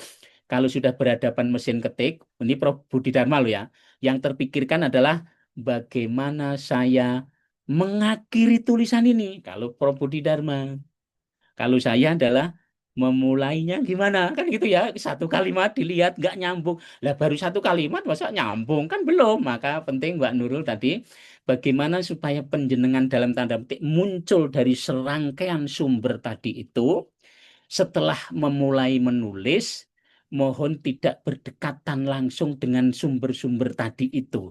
Bahkan pakai copy paste. Kopi yang sangat terkenal itu sekarang di kalangan mahasiswa ya copy paste itu ya, copy paste itu ya. Nah, itu barangkali yang penting Mbak Nurul. Sumber itu penjenengan tidak usah pesimis dengan kemampuan penjenengan. Coba dulu yang sudah dibaca, dirangkai dengan kalimat sendiri, semampunya, baru sudah dapat nanti diperkaya kembali dengan varian itu. Pola paraphrase on the word itu konsepnya seperti itu. Nah, tentu saja perlu berlatih. Maka kata Pram, mulailah dengan tulisan yang jelek. Karena tulisan yang baik itu bonus kebiasaan. Mbak Nurul membuat satu paragraf langsung baik, langsung Prof. Rini, oke, belum tentu lanjut ini satu, Mbak coba paragraf berikutnya. Tapi mulailah dengan tulisan yang jelek, karena tulisan yang baik itu adalah bonus kebiasaan. Saya biasanya begitu, Mbak Nurul. Jadi setelah membaca sejumlah itu tadi, simpen di mana, lalu tangkap yang penting, kita bahasakan sendiri. Mohon hindari, mohon maaf ya, kadang-kadang ada sumbernya, kemudian jenengan tempel di naskah penjenengan tergoda untuk itu tadi ya, seperti aks itu ya, kesan pertama tergoda. Kalau seusia saya kenal aks itu ya, deodora gitu. Selanjutnya tenggelam dalam godaan itu. Maka penting Mbak Nurul tadi, maka sekarang triknya Mbak Nurul, triknya dan triknya dan apanya? Trik dan apa? Kiatnya perbanyak kata sambung sedemikian rupa, nanti lalu gunakan dengan tepat, maka disitulah upaya untuk parafrase itu sudah mulai jalan. Hindari tadi ya, mulai dari sekarang diharamkan ya Prof ini ya, Bu Ribut ya, S3 haram. Paragraf diawali dengan kata menurut. Kita siang ini sepakat hari Jumat tanggal 13 Maret kita buat fatwa, gini. Pak Masuti ini yang pakai peci nanti yang mengesahkan, gini, Pak Masuti, fatwa dilarang menggunakan kata menurut di awal paragraf. Oke, Prof. Supaya Siap. tidak terjebak pada posisi itu. Ngaten Mbak Nurul, akhirnya nanti kalau penjenengan sudah mulai begitu nyaman, ritmenya enak, akan diletakkan di mana? Apakah penulis disebut di awal, sekali waktu di ke bagian selanjutnya, sependapat dengan bagian terpenting dari itu nih. Itu penjenengan perbanyak aja bagian terpenting dari, lalu ada hal yang ditonjolkan. Modal jenengan cuma itu, nulis disertasi itu 400 halaman. Yakin toh nek kon goleki kalimat dhewe ra ketemu. Kayak kembali ke tadi. Oleh karena itu dengan demikian aspek yang ditonjolkan, bagian penting yang kita dikedepankan, hal berbeda yang ingin disampaikan. Nah, itulah parafrase itu. Tapi sekali lagi saya Prof ini Bu Ribut itu bukan orang pinter, sudah pernah aja lebih dulu. Salahin jenengan keri lahire kan gitu ya. Kalau lahir duluan ya iso kan gitu ya Prof ini ya. Karena lahir duluan aja. Dulu ketika nyusun, nah Bu Ribut ya, kami nyusun disertasi itu ya bolak-balik kalimat pertama saja udah dicoret. Ini apa gitu. Padahal udah mikir 3 hari 3 malam, puasa 3 hari 3 malam. Ya tetap saja. Nanti ujungnya semua indah pada waktunya. Gitu nggih, Bu Rini. Jadi saya itu bukan orang hebat. Ya pernah Amin. aja. Ngaten nggih Mbak Nurul nggih. Ya, terima kasih, Prof. Terima kasih Prof Anwar. Jadi Bapak Ibu harus memperbanyak kata sambung. Bapak Nah, Ibu kata haram yang sambung menurutnya ya. di awal paragraf. Menurut. Apalagi Kalau sehingga. ya sehingga Iya. memang benar Prof Anwar, kita dulu itu kan tidak ada AI ya. Jadi memang harus membaca buku dan mengolah kalimat ya. Jadi memparafrase sendiri. Seperti itu sesuai harapan atau pikiran kita. Ini masih ada Pak Laude, silahkan Pak Laude. Terima kasih Bu Prof. Assalamualaikum Pak Prof. Menarik apa yang sudah disampaikan. Tentunya menghadapi AI ini bagi kami mahasiswa ini adalah sangat membantu. Dan dari apa yang sudah disampaikan oleh Pak Prof, tentunya dari sekian hal yang sudah disampaikan, ada ancaman yang menjadi bumerang bagi kami terkait dengan risiko plagialisme, terkait dengan hasil halusinasi data, kedalaman analisis, ataupun terkait dengan privasi data yang dikeluarkan oleh teori-teori sebelumnya. Ini menjadi bumerang khususnya bagi saya yang merasa bahwa analisis AI sangat mendalam. Sehingga ini perlu saran dari Pak Prof untuk terus untuk kemajuan karya kami mengenai batasan penggunaan AI ini bagaimana. Saya kira demikian Pak Prof. Nggih, matur nuwun Bu Rini. Saya jadi ingat Monggo langsung aja. jadi saya ingat jadi guyonnya Gus Bahak juga loh, Mas Laude nggih. Pertanyaan kubur itu loh sudah dibocorkan. Tapi ya kita nggak bisa jawab nih. Pertanyaan, man buka, man, mana piuka, man kita buka nggih Pak Masudi nih Pak. Nah, tentu saja nanti bahkan ada guyonan begini kata Pak. Jangan-jangan nanti kalau yang meninggal itu dari Indonesia itu nanti mungkar nangkir diacak loh kalimatnya. Bukan man buka karena apalanya kan man buka. Man Nabi buka Allah. Nah, begitu salah satu kan salah semua. Nah, ini kembali ke tadi nggih Mas Laude ya. AI itu membuka kesempatan dengan berbagai macam itu, maka kita tidak bisa menghindar. Nah, yang penting adalah kalau kita memang butuh, ya manfaatkan pada batas itu. Kalau kita memang memiliki sarana lain yang tentu saja bisa dipertanggungjawabkan, mengapa tidak? Itu kita coba. Sehingga dari awal tidak lalu menolak secara mentah-mentah atau menggunakan juga mentah-mentah, maka kita bisa mengukur diri. Pada penelitian saya ini sebenarnya batas mana atau manakah yang perlu saya gunakan itu, konstruk-konstruk apa. Sederhana, misalkan membuat kerangka pikir, ini bahasa lo ya, bukan kerangka berpikir lo ya dari sisi bahasa. Kerangka nggak bisa berpikir, kerangka pikir misalkan itu. Penjenengan beri asupan itu, lalu buat peta konsep bisa, tapi kembali ke tadi ramuannya itu di Tiongkok, kemudian di Cina sudah ada chef atau yang tukang masak itu robot kan begitu. Tapi tentu saja robot ini bisa membuat masakan dengan ukuran tertentu. Dalam artian begini, dia sediakanlah bahan-bahan itu bisa dibuat untuk 10 orang misalkan begitu. Saya ingin mengatakan begini, nanti untuk kepentingan batas mana analogi Mas Laude. Almarhum ibu saya itu petani Mas Laude. Nah, misalkan begini, pada hari-hari tertentu, misalkan musim tanam padi begitu harus memberi makan hampir mungkin 80 sampai 100 orang. Lalu masak namanya lodeh itulah, lodeh atau apa. Nah, hebatnya dalam tanda petik, tentu saja mungkin ibu-ibu yang lain itu. Masak 10 orang, lodeh loh Mas, atau masak 5 orang. Dengan masak 100 orang, hanya dengan memodal ini, gini saja, rasanya kok bisa sama Mas. Dengan artian bahwa di situ ada kebijakan yang dikaitkan dengan tes tadi itu.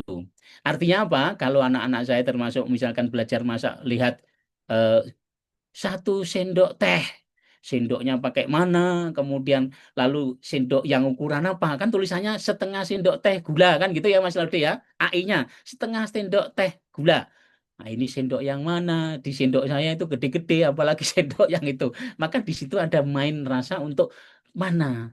Nah, mohon maaf, ibu saya itu kalau masak tidak pakai ukuran itu. Begitu ambilnya, kemudian di ini, lalu ngambil garam itu dengan pakai tangannya aja, dijumput langsung masuk begitu.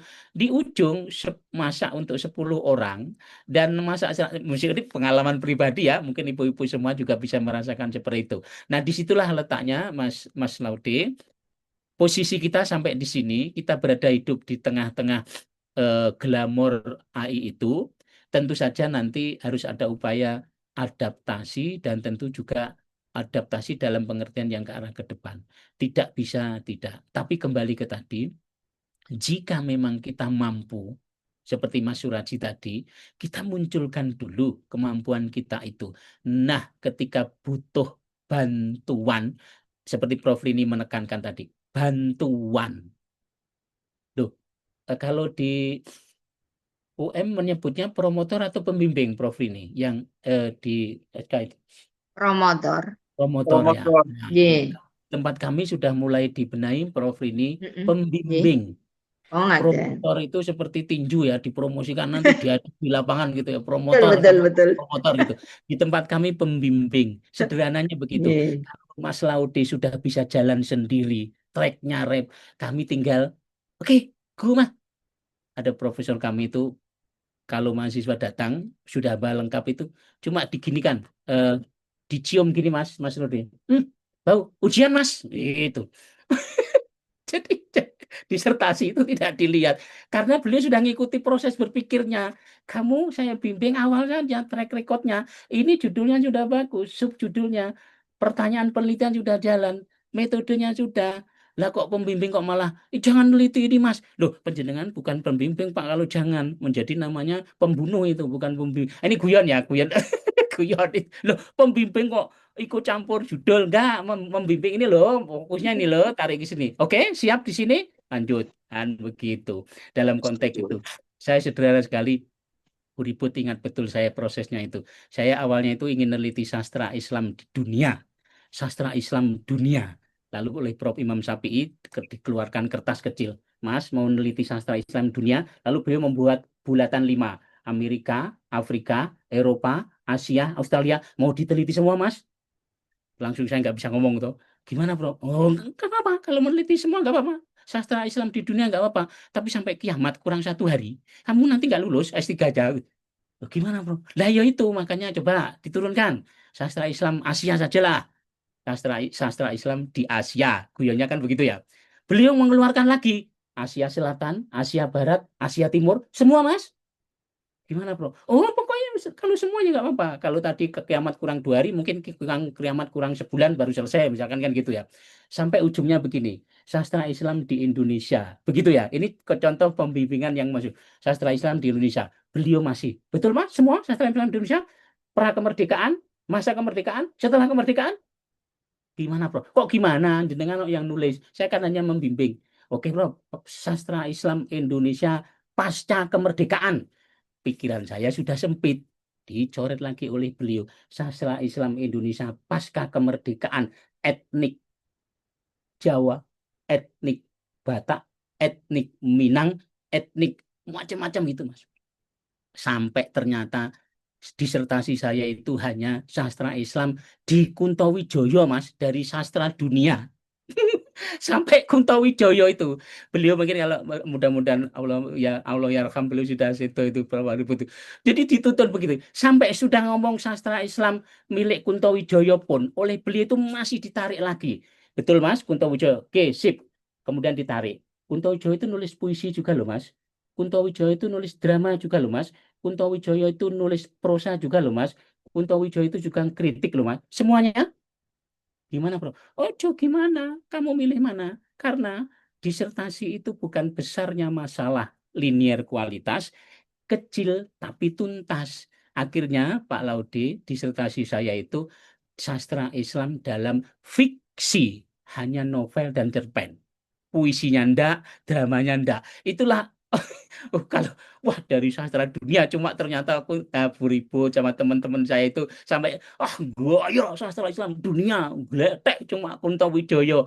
Tapi hikmahnya kalau tanya tentang Kuntowijoyo, banyak orang yang tanya ke saya tentang itu. Nah, maka logika disertasi itu bukan membuat kolam dangkal tapi lebar, tapi membuat sumur kecil tapi dalam. Nah, bagaimana penjenengan mengkonstruk itu nanti bisa dari dari macam-macam. Penelitian itu tidak selalu mencari yang sebenarnya. Ternyata banyak penelitian itu hanya menghadirkan pembenar saja. Selama pembenar atau rasional yang kita sampaikan berterima, ya sudah selesai sampai di situ. Maka Mbak Nurul tadi, ya Mbak Nurul, di samping belajar kata sambung, belajar mencari pembenar sebanyak mungkin di hadapan Prof Rini, sehingga beliau, oh Mbak, wes lanjut baik, minggu depan ujian, nah begitu. Ya, lo penjenengan nggak lulus-lulus itu apa promotornya bangga.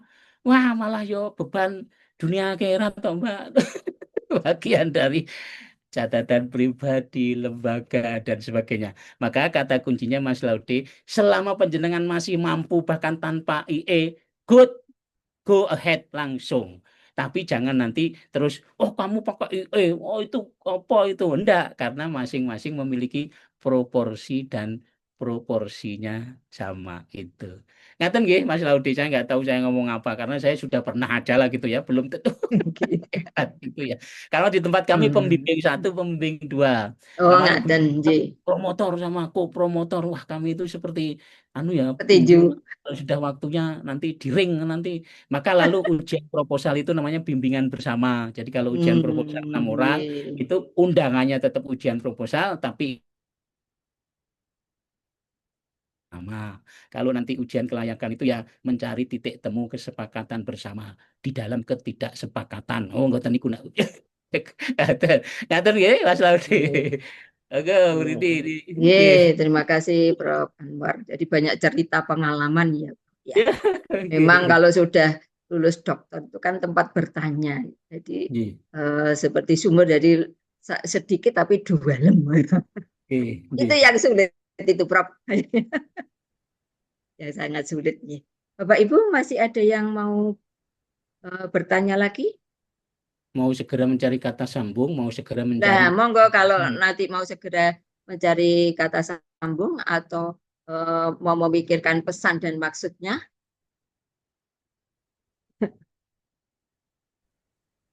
Masih ada Bapak Ibu sekalian? Monggo, mumpung masih di sini Prof. Anwar. Kan belum buka ya Prof ya? Di Jogja belum toh? Oh ini yang Pak Laude ini ya. Berarti pukul berapa Pak Laude? Sudah pukul 5 ya? Iya Bu Prof, sudah jam 15.30. Oke.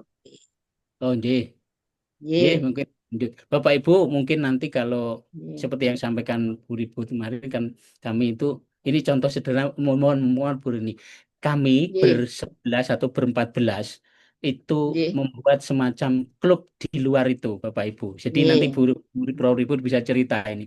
Jadi saya kebetulan ketua sukunya di satu angkatan itu.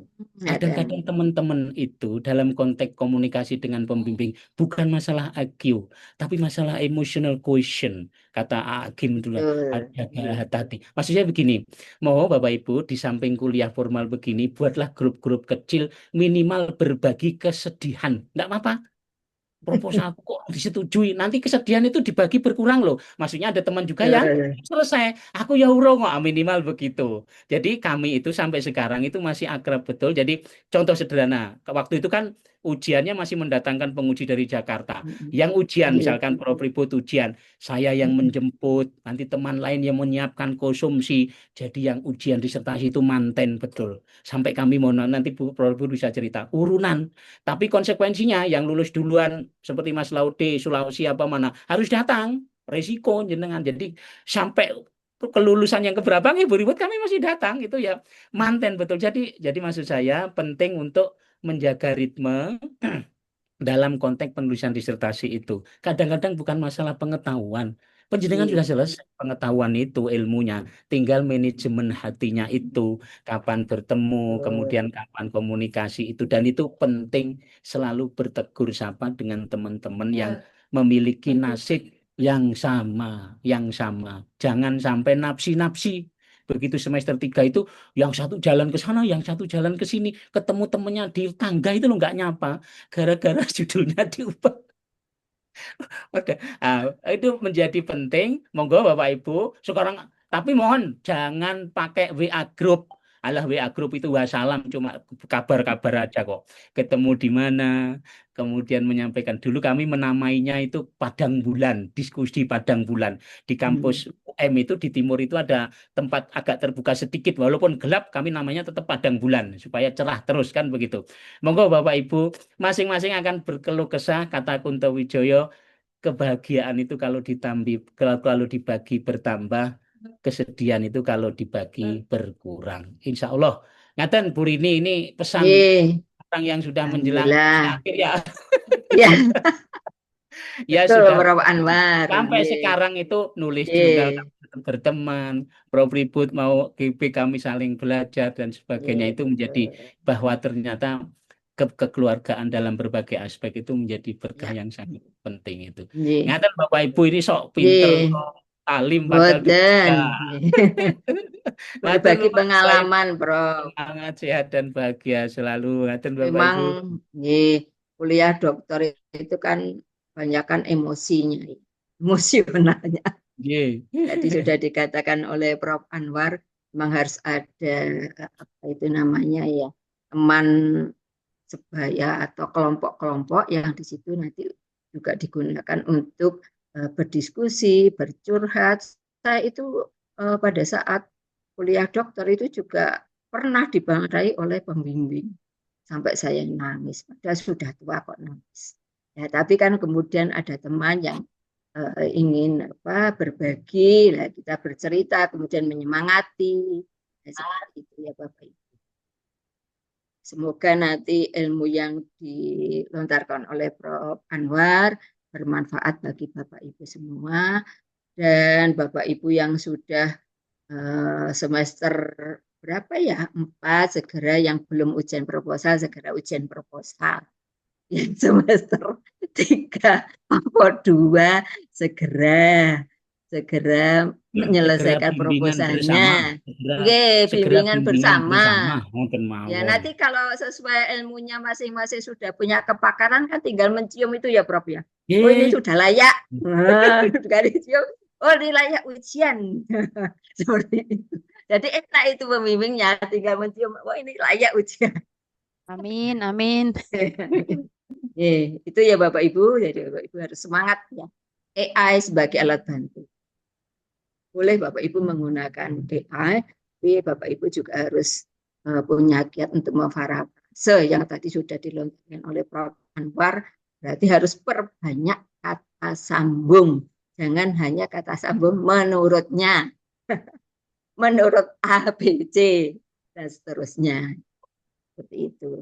Prof. Ribut, ini berarti sudah Saya kira selesai? sudah cukup. Kita tutup. Sudah cukup, Cukup Pak ya. Eka. Ya, Tutup. saya kira sudah cukup, sudah banyak kita menimba ilmu dari Prof. Anwar Effendi dan juga melontarkan pengalaman ya Bapak Ibu sekalian. Jadi pengalaman itu kita bisa apa ya? Oh iya benar apa yang dikatakan oleh Prof. Anwar ya. Gitu. Bapak Ibu tetap semangat dan selalu berbahagia. Jadi kan Anwar juga mengatakan harus bahagia. Biarpun misalnya sulit ketemu dengan pembimbing ya harus berbahagia. Tidak boleh kemudian patah semangat. Seperti itu ya. Itu mungkin yang bisa saya sampaikan. Kalau sudah ada yang mau ditanyakan, terima kasih Prof. Anwar. Kita beri Ye, aplaus dulu sami-sami. untuk Prof. Anwar. Prof. Ribet ini berarti tidak ada ya apa namanya itu sertifikat ininya, betul ya? Sertifikat digitalnya tidak ada ya? Sudah selesai sertifikatnya. Sudah dikirim. Tidak sertifikat ke ini Prof. Anwar, betul manten nggih, Prof. Ribet. Mangki gampil kalau tak sowan Ambil beneran. nggih. Wah, Gampil. Prof. Anwar anu aja main di sini aja. Insya Allah. Alhamdulillah. Ya, nggih. Saya kira Ada sertifikatnya kok, saya share dulu. ya. Berarti ini kan digitalnya, Prof. Ini bukan buatan AI loh ya. Nanti Prof. Anwar bisa ke UMM mengambil yang asli. Anjih. Sebentar. Ini